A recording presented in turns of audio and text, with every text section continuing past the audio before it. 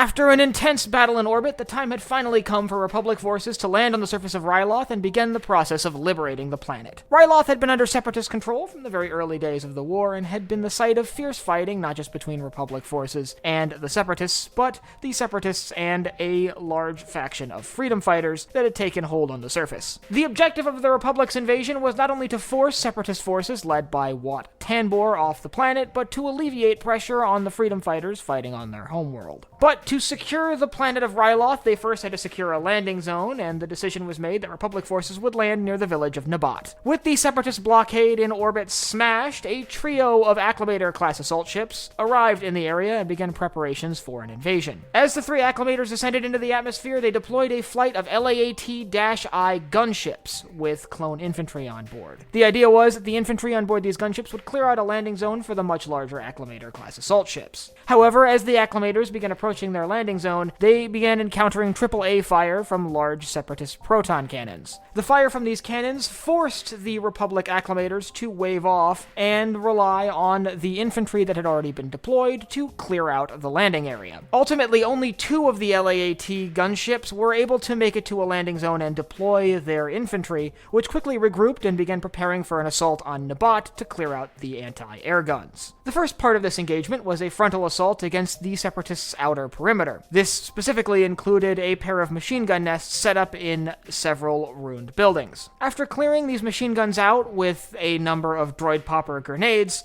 Republic forces were able to enter the village of Nabat, which at this point had been mostly abandoned, with the Separatists rounding many of the civilians up around the cannons for use as human shields. Republic forces initially found it odd that the city had been completely abandoned and began regrouping and scouting, preparing for an assault on the guns themselves. It was during this period, while Republic forces were resting and preparing for an assault on the primary Separatist position, that Republic scouts were able to reach the gun positions and scout out the area, unfortunately reporting back that these Separatists had been using human shields to protect their artillery emplacements. On top of that, they were able to inform Republic Commander Obi-Wan Kenobi, who was leading this assault, of a large number of Separatist armor and infantry units in the area. Seeing weakness in the Republic forces, Separatist commander droids decided to unleash their secret weapon. A number of Gatkurs, large local animals, had been starved and left hungry, and were eventually released into the city with the idea that they would flush out Republic forces. As Republic forces were making their way towards the Separatist anti-air guns, they encountered a large pack of these hungry Gatkurs. In the fight that ensued, Republic forces were heavily damaged by the hungry animals. However, thanks to some quick thinking by Obi-Wan Kenobi, the animals were trapped in a nearby chasm. With their numbers weakened, a new strategy had to be devised by Republic leadership. Luckily, they had a new asset at their disposal, a young local girl who knew her way around the town. With her help, Obi-Wan Kenobi, as well as a pair of clone troopers, were able to sneak around behind the anti-air emplacements, while a main force of Republic infantry carried out a frontal assault against the Separatist gun positions. With Separatist forces distracted engaging the frontal assault, Kenobi was able to sneak behind and release the local prisoners, leaving the guns open for destruction, which they ultimately were destroyed using the shells of the guns against themselves. It's around this time that Separatist leadership realized they'd been flanked and that their human shields had been released, and attempted to pivot to engage Kenobi and his forces. However, finding themselves now pinched between Republic forces on one end and Republic forces on the other, they now found themselves in a rather tricky strategic position. On top of that, the Twi'leks, who had been held captive, had now turned on the Separatist occupiers and began carrying out some rather vicious attacks of their own. Ultimately, the end result was that the gun position at Nabat was destroyed, and the Separatist forces defending the city had also met a similar fate. With Nabat liberated and a landing area now secured, the three Acclamator-class assault ships were able to land and deploy forces, primarily heavy armored forces, including ATTEs and other walker-based vehicles, and thus preparations were able to be made for an assault on Lasu, the capital of Ryloth. But the Battle of Lasu is a conversation for another day. If you'd like to learn about how the Separatist blockade in orbit was broken ahead of this ground invasion, I'll leave a link in the upper right-hand corner to my battle analysis on that. And if you have any other engagements you'd like to see covered in future episodes of Battle Analysis and added to the archive, you can let me know down below in the comments.